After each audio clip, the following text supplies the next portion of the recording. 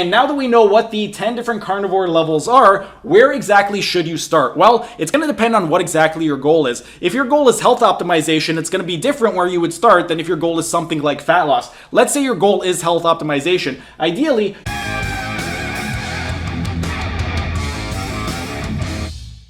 hey everyone, thanks for tuning in and welcome back to another Carnivore Q&A. Steven here with Team Euphoric, and I've had a few people ask me about different levels of strictness when it comes to the carnivore diet, so that's why I came up with these 10 different carnivore levels, and we're going to get into that right now. We're going to start with the most strict carnivore, and then toward the bottom, we're going to get into more of a meat-based paleo approach. But with regard to the 10 different levels, level number 1, it's ruminant animals only, so that means you could have things like cattle, bison, deer, any of those types of animals. Then the second column, that's going to be the land animals. Land animals, you could have things like chicken, turkey, duck. If you want to have things like pork, that's going to be in the second category. The third category is your fish. Pretty self-explanatory. I don't need to list off different fish.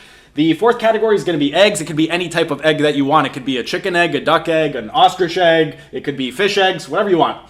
Then the fifth category is going to be your seafood. The sixth category is going to be low lactose dairy. With regard to low lactose dairy, the best is going to be aged hard cheeses. So if that's the type of dairy that you like, that would fall into the sixth category. The seventh category is going to be low sugar and protease rich fruits. The low sugar fruits, those are going to be things like your berries, your strawberries, blackberries, blueberries, and then your protease rich fruits, those are going to be things like your papaya, your pineapple, your kiwi. And the reason those are going to be great for the carnivore diet is because they're rich in proteases, it's going to be very complementary to something like a meat-heavy diet like the carnivore diet. Then the eighth category, this all dairy is going to be permitted. Preferably though, you would want to stick to raw dairy and avoid pasteurized dairy or heavily pasteurized dairy. Then your ninth category, that's going to be your nuts and seeds. So now we're starting to get more into a paleo approach. And then with regard to the nuts and seeds, this one right over here, a handful if you are going to have some. So something like meat and nuts for breakfast, a handful of nuts with something like a steak.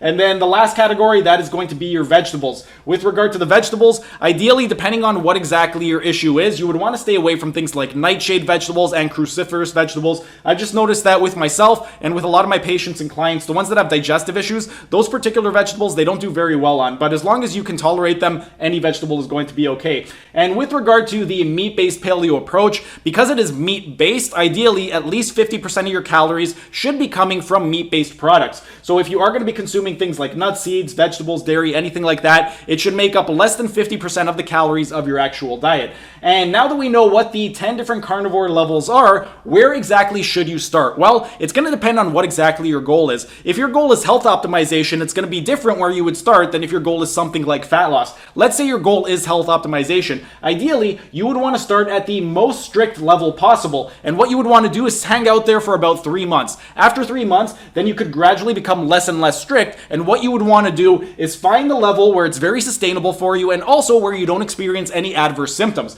So let's say you have some type of digestive issue, an autoimmune disease, something like that. You would start with ruminant animals. Do that for 3 months. If you are doing very well on that diet, but you find that it's not very sustainable for you and you are craving other foods, then you can incorporate other land animals. If you find that that's still a little bit too strict for you, keep going. And then let's say you notice that once you get to seafood, you start noticing some adverse effects. You would back off by one, and then you would stick to the first 4 categories. So you would do ruminant animals, land animals, fish, and eggs.